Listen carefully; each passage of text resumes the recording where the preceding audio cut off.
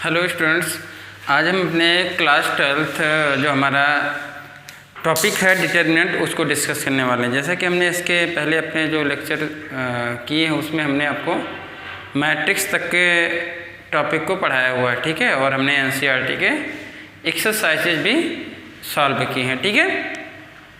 तो आज जो मैट्रिक्स के आगे का चैप्टर डिटर्मिनेंट है उसके बारे में हम लोग डिस्कस करने वाले हैं, ठीक है।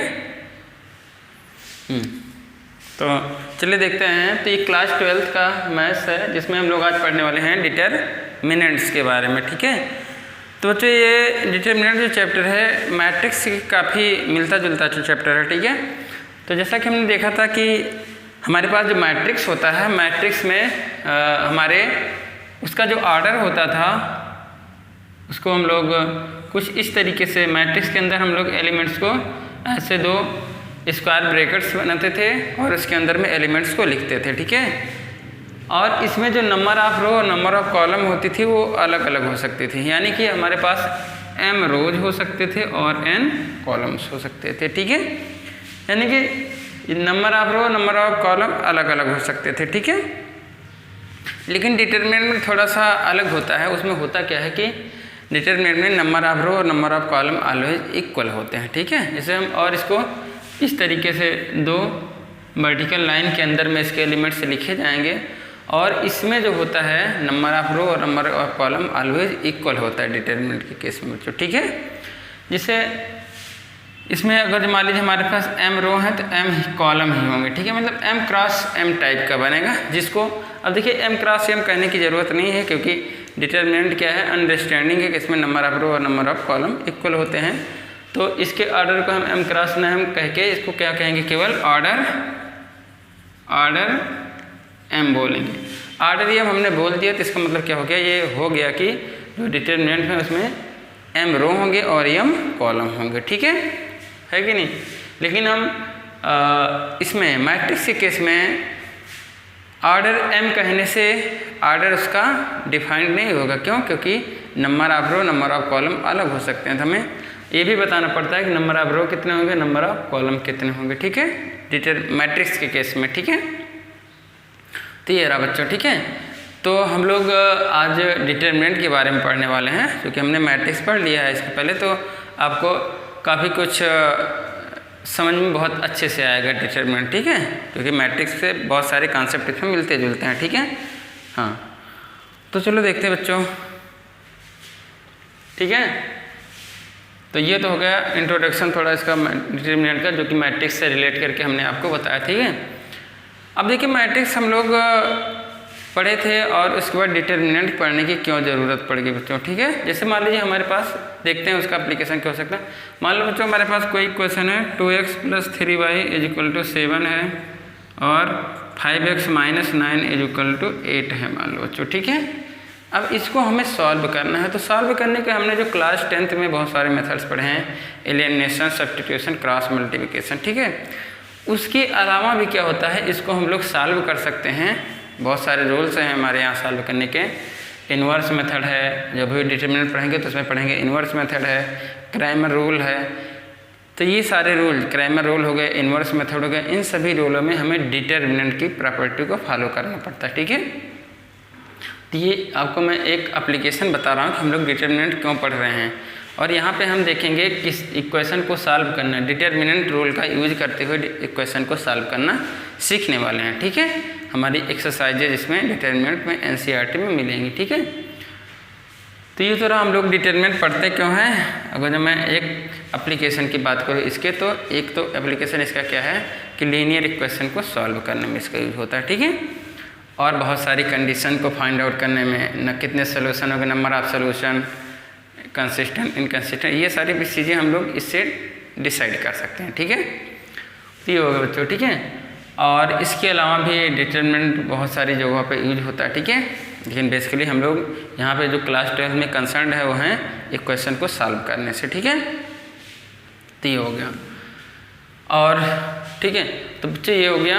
अब चलिए देखते हैं, हम लोग शुरू करते हैं कि डिटर्मिनेंट कोई हो तो हमारा उसको कैसे सॉल्व करते हैं, ठीक है।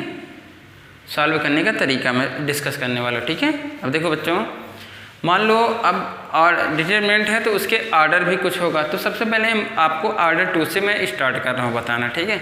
मान लीजिए हमारे पास कोई डिटरमिनेंट कुछ इस तरीके से है A11, A12, A21, A22।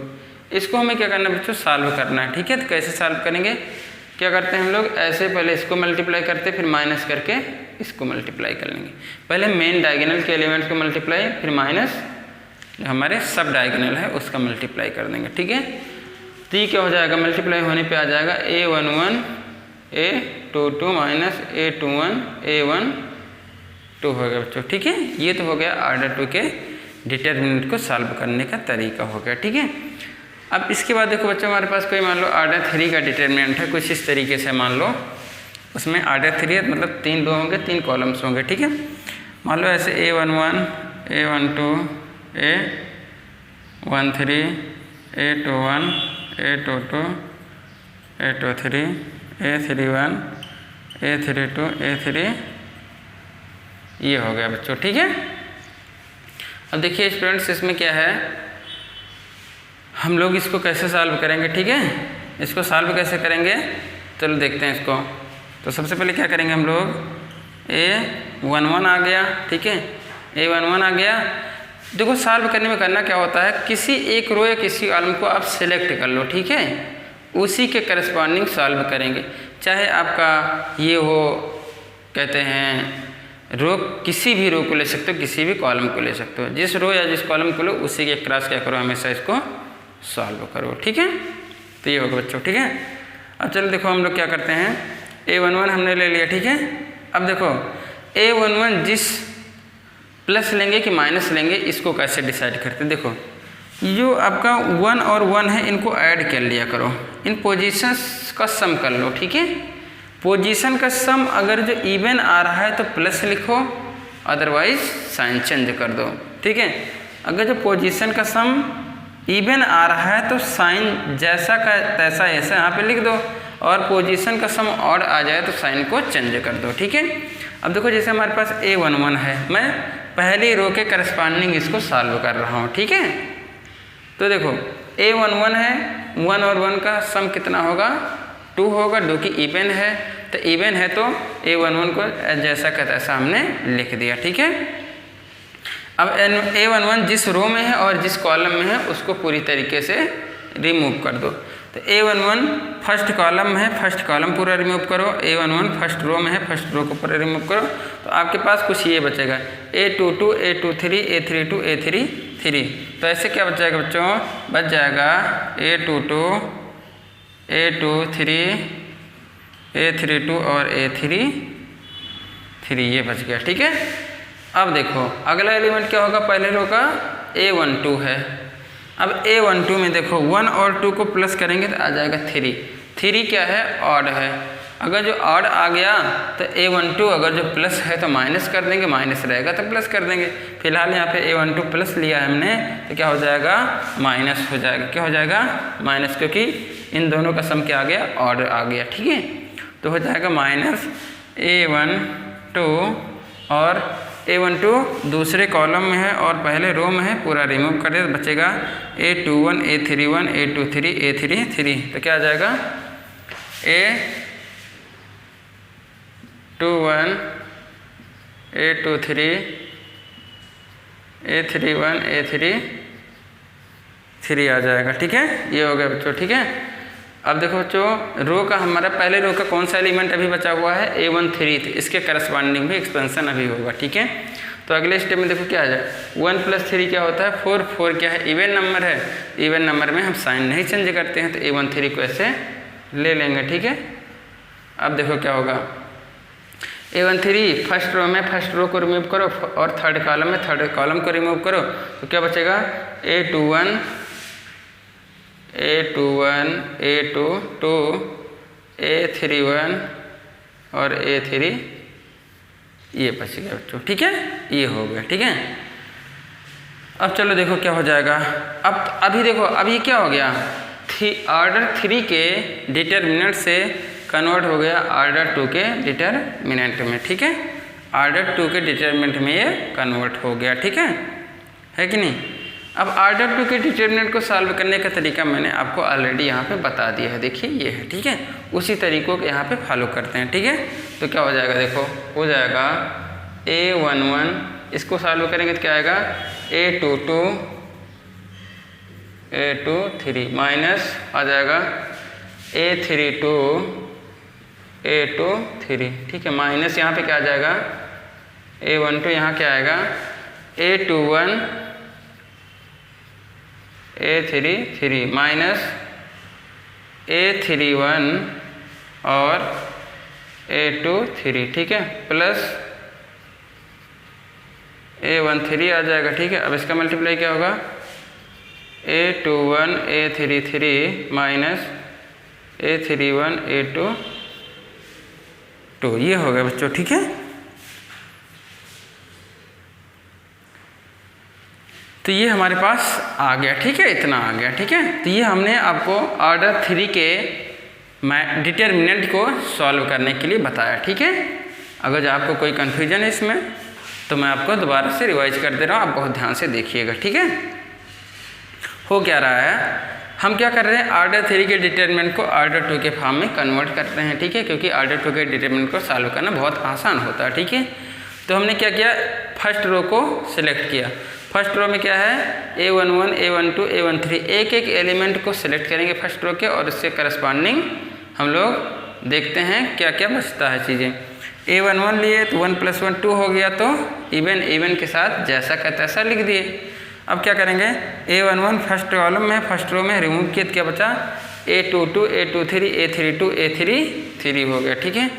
अब माइनस ये 1 + 2 क्या 3 है, तो क्या हो जाएगा माइनस A12 हो गया, ठीक है, ये हो गया, ठीक है। बचेगा क्या A21 A23 A31 A33 हो गया, ठीक है।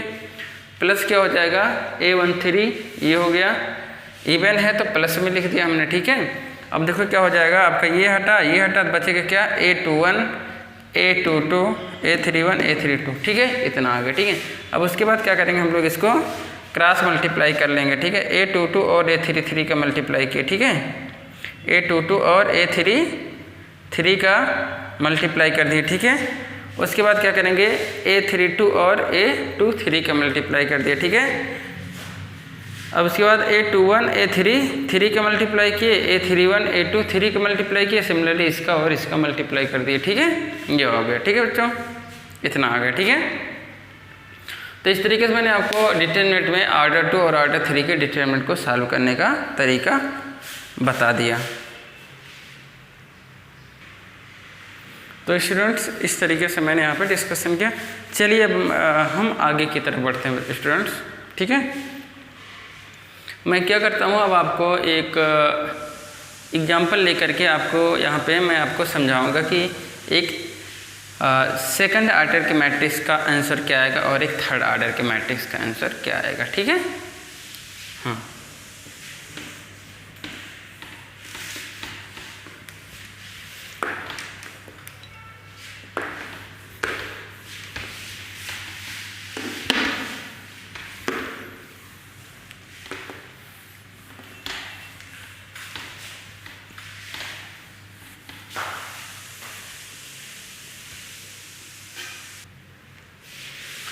तो ये हो गया बच्चों, ठीक है। चलिए अब हम एक अपने सेकंड ऑर्डर के डिटरमिनेंट को लेते हैं। जैसे हमारे पास मान लीजिए है 1 2 3 4, ये क्या हम ना हमारा सेकंड ऑर्डर का एक डिटरमिनेंट है। इसको हमें क्या करना है, सॉल्व करना है, ठीक है।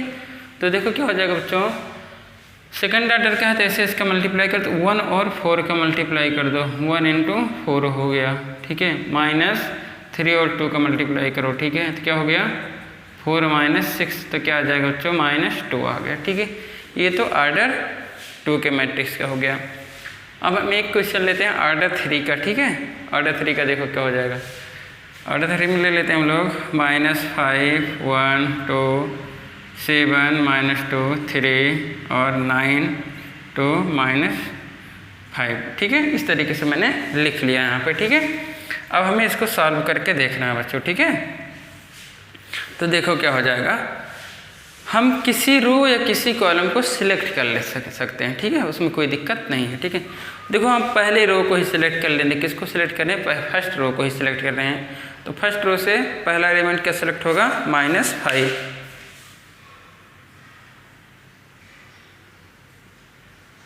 फर्स्ट रो से पहला एलिमेंट क्या आएगा बच्चों?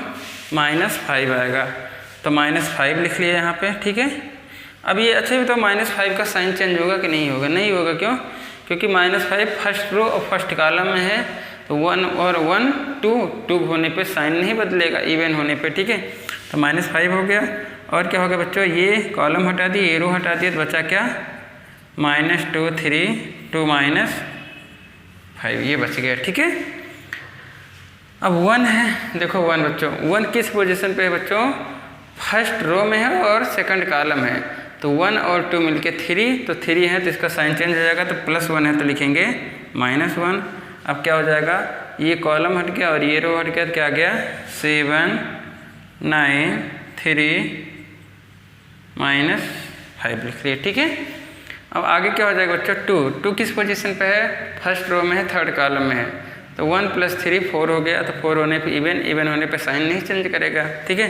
क्या लिख लिया यहाँ पे हमने? +2 लिख लिया, ठीक है। अब 2 हो गया तो क्या करेंगे? इस रो को हटा देंगे और इस कॉलम को हटा देंगे, तो क्या बचेगा बच्चों? 7 -2 और 9 2, ये बच गया, ठीक है। चलो अब आगे की तरफ बढ़ते हैं बच्चों, ठीक है। तो आ क्या जाएगा? -5, इसका मल्टीप्लाई क्या होगा? -2 -5 का मल्टीप्लाई 10 हो गया। 10 - 6 हो गया। और क्या होगा? -7 5 जा कितना होता है? 35, तो -35 हो गया। और कितना हो जाएगा? 9 से 5 जा 27, तो -27 हो गया बच्चों, ठीक है। अब देखो यहाँ क्या आ जाएगा? 2, ये 2 हो गया। और क्या आ जाएगा यहाँ पे? 7 2 जा 14 और 9 2 जा 18 होगा, -18, लेकिन लिखिएगा बच्चों क्या? +18, तो ये आ गए बच्चों, ठीक है। अब इसके बाद इसको सिंप्लीफाई कर लेते हैं, ठीक है। तो चलो सिंप्लीफाई करते हैं। इसको अब आसानी से सिंप्लीफाई कर सकते हैं, ठीक है। सिंप्लीफाई करेंगे, देखो क्या हो जाएगा बच्चों? हम यहाँ पे लिख लेते हैं सिंप्लीफाई करके, ठीक है। तो क्या आ जाएगा? -5 और ये क्या हो जाएगा बच्चों? ब्रैकेट में क्या हो जाएगा? 10 - 6 बचेगा, क्या? 10 में से 6 माइनस हो जाएगा, तो कितना बचेगा? 4 बचेगा, ठीक है। ये हो गया। अब माइनस यहाँ पे ब्रैकेट में क्या जाएगा? -35 और -27 मिलके क्या होगा बच्चों? हो जाएगा -62, तो क्या आ गया? -62 आ गया, ठीक है। अब इधर क्या होगा? +2। अब 14 और 18 मिलके क्या हो जाएगा बच्चों? 14 और 18 मिलके क्या हो जाएगा? 32, यहाँ पे 32 आ गया, ठीक है। अब देखिए क्या आ जाएगा? -5 और 4 का मल्टीप्लाई -20 हो गया, ये माइनस माइनस प्लस, तो +62 हो गया। और ये कितना हो गया? 64 हो गया बच्चों, ठीक है। अब इसको चलो देखो ऐड करते हैं।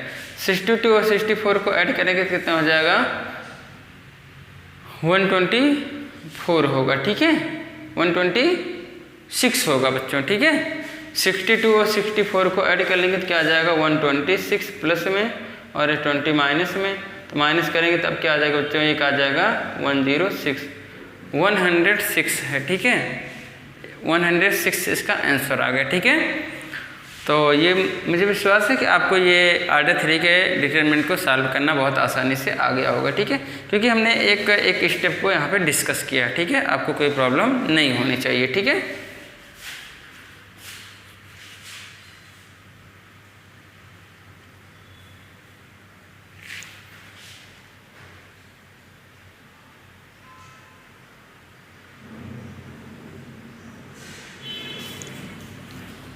ठीक है बच्चों, तो नोट कर लो, नोट कर लिया होगा आपने इतनी देर में, ठीक है।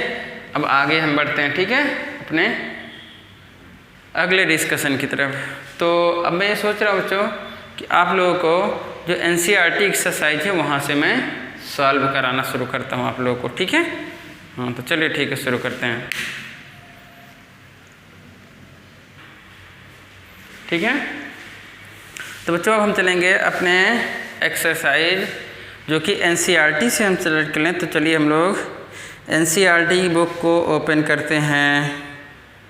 ठीक है बच्चों, NCERT बुक को मैं ओपन कर रहा हूँ, जो हमारे पास PDF फॉर्मेट है उसको मैं ओपन कर रहा हूँ। आप लोग भी NCERT बुक को ओपन करके बैठ जाइए। ठीक है, हाँ। तो बच्चों हमारा ये एक्सरसाइज कौन सा है? NCERT का एक्सरसाइज है, NCERT का एक्सरसाइज है 4.1। ठीक है, एक्सरसाइज 4.1 है। ठीक है, तो बच्चों पहला क्वेश्चन इसमें क्या है? पहला क्वेश्चन कहा जा रहा है, पहले क्वेश्चन में कहा गया मतलब एक इसमें हिंट दिया गया है, evaluate the determinants in exercise 1 and 2। ठीक है, चलो बच्चों देखो, हमारे पास क्वेश्चन 1 और 2 जो है उसमें हमें डिटरमिनेंट का एवल्यूएशन करना है। ठीक है बच्चों, तो पहला क्वेश्चन जो है वो कुछ इस तरीके से है, उसमें है 2, 4, -5, -1 ये है। ठीक है, चलो हमें इसका क्या करना है? इवैल्यूएशन करना है। ठीक है, तो ये कितने ऑर्डर का है बच्चों? ऑर्डर 2 का है। तो ऑर्डर 2 का इवैल्यूएशन कैसे करते हैं? चलो देखते हैं। तो ये क्या हो जाएगा, यहाँ पे 2 और -1 का मल्टीप्लाई कर लेंगे। ठीक है, माइनस करके -5 और किसका मल्टीप्लाई कर लेंगे? 4 का मल्टीप्लाई कर लेंगे। ठीक है, तो 2 × -1 और ये -5 और 4 का मल्टीप्लाई होगा। ठीक है, तो 2 और -1 मल्टीप्लाई -2 आ गया, और ये -40 आएगा, और ये माइनस पहले से क्या हो जाएगा? +20। ठीक है, 5 और 4 का मल्टीप्लाई 20 हो गया। ठीक है, तो आ क्या गया बच्चों? 18 आ गया। तो पहले क्वेश्चन का आंसर क्या आएगा? 18 आएगा बच्चों। ठीक है, अब चलिए बच्चों क्वेश्चन नंबर 2 को देखते हैं। ये सभी क्वेश्चन बच्चों हमें इवैल्यूएट करने, ध्यान रखना है, इवैल्यूएट करना है। ठीक है, क्वेश्चन नंबर 2 देखिए। क्वेश्चन नंबर 2 में बच्चों 2 पार्ट्स हैं, तो मैं पार्ट 1 को पहले लिख रहा हूँ। है क्या? cos theta minus sine theta और साइन थीटा, और यहाँ क्या है? cos थीटा है बच्चों। ठीक है, चलो देखते हैं अब इसको। तो देखो cos थीटा का मल्टीप्लाई क्या हो जाएगा बच्चों? cos square theta minus sine theta और माइनस साइन थीटा का मल्टीप्लाई क्या हो जाएगा? माइनस साइन स्क्वायर थीटा हो गया। ठीक है, ये आ गया। ठीक है, अब देखो ये क्या हो जाएगा बच्चों? हो जाएगा हमारा cos स्क्वायर थीटा और ये minus plus sine square theta आ गया। और बच्चों आपको पता है ये क्या होता है? 1 होता है। तो दूसरे के फर्स्ट पार्ट का आंसर क्या आ गया बच्चों? 1 आ गया। ठीक है, ऐसे बच्चों आप दूसरे का सेकंड पार्ट भी आसानी से कर सकते हो, उसमें कोई प्रॉब्लम आपको नहीं होगी। ठीक है, अब चलते हैं क्वेश्चन नंबर 3 की तरफ। ठीक है, जो कि हमारा क्वेश्चन नंबर 3। ठीक है, हाँ, तो क्वेश्चन नंबर 3 की तरफ चलते हैं बच्चों। उसमें हमें करना क्या? क्वेश्चन गिवन है, if a is equal to कुछ इस तरीके से दिया है, वैल्यू 1, 2, 4, 2, तो हमें क्या प्रूव करना है? हमें प्रूव करना है, हमें शो करना है हमें कि डिटर्मिनेंट ऑफ 2a, इसको क्या पढ़ेंगे बच्चों?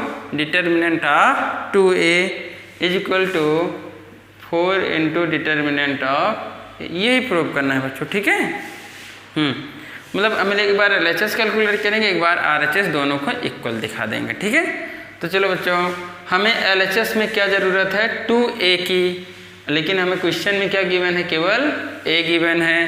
तो सबसे पहले निकाल लो 2a। तो 2a क्या है बच्चों? ये डिटर्मिनेंट नहीं है, ये मैट्रिक्स है, ध्यान देने वाली बात है। क्या गिवन है? ये मैट्रिक्स है। तो मैट्रिक्स में 2a कैसे निकालेंगे? 2 से सभी एलिमेंट में मल्टीप्लाई कर देंगे। तो 2 × 1 = 2, 2 × 2 = 4, 2 × 4 = 8, 2 × 2 = ये हो गया बच्चों। ठीक है, ये हमें 2a की वैल्यू मिल गई। ठीक है, अब क्या निकालेंगे? डिटर्मिनेंट ऑफ 2a, तो क्या हो जाएगा? 4 × 2 = 8, और 8 4 जा 32, ठीक है, ये हो गया। ठीक है बच्चों, तो क्या आ जाएगा, अब इसको माइनस करोगे तो कितना आ जाएगा, -24। तो डिटर्मिनेंट ऑफ 2a की वैल्यू क्या आ गई बच्चों, -24 आ गई। ठीक है, -24 आ गई। ठीक है, अब चलो देखो, अब हमें निकालना क्या है बच्चों, 4 determinant a, 4 into determinant a निकालना है। तो ये तो हमारे LHS की वैल्यू हो गई। ठीक है, LHS की वैल्यू क्या आई है, -24 हो गई। ठीक है, इसको चलो बच्चों मैं क्वेश्चन नंबर 1 कर लेता हूँ। ठीक है, अब हमें 4 डिटर्मिनेंट a निकालने के पहले हमें क्या निकालना चाहिए, डिटर्मिनेंट a निकालना चाहिए। ठीक है, तो चलो देखो, डिटर्मिनेंट a की वैल्यू क्या हो जाएगी बच्चों, डिटर्मिनेंट ऑफ 1 2 4 तो इसका डिटर्मिनेंट हो गया। ठीक है, तो अब देखो क्या हो जाएगा आगे, तो डिटर्मिनेंट a की वैल्यू क्या आ जाएगी, इसमें आ जाएगी 2 1 जा 2 -4 2 जा 8 -8, तो क्या आ गया बच्चों, -6 आ गया। डिटर्मिनेंट a की वैल्यू क्या आ गई, -6। लेकिन हमें चाहिए क्या, 4 डिटर्मिनेंट a। अब दोनों साइड में क्या करेंगे बच्चों, 4 से मल्टीप्लाई कर देंगे, तो इधर क्या हो जाएगा, 4 इंटू -6 तो कितना आ गया, -20। तो 4 डिटर्मिनेंट a की वैल्यू कितना आ गई, -24। ठीक है, तो डिटर्मिनेंट 2a की वैल्यू आ गई -24, और साथ ही साथ 4 इंटू डिटर्मिनेंट a की वैल्यू भी क्या आ गई, -24। तो इक्वेशन 1 और 2 से क्या हो जाएगा, फ्रॉम लिख देंगे यहाँ पे, फ्रॉम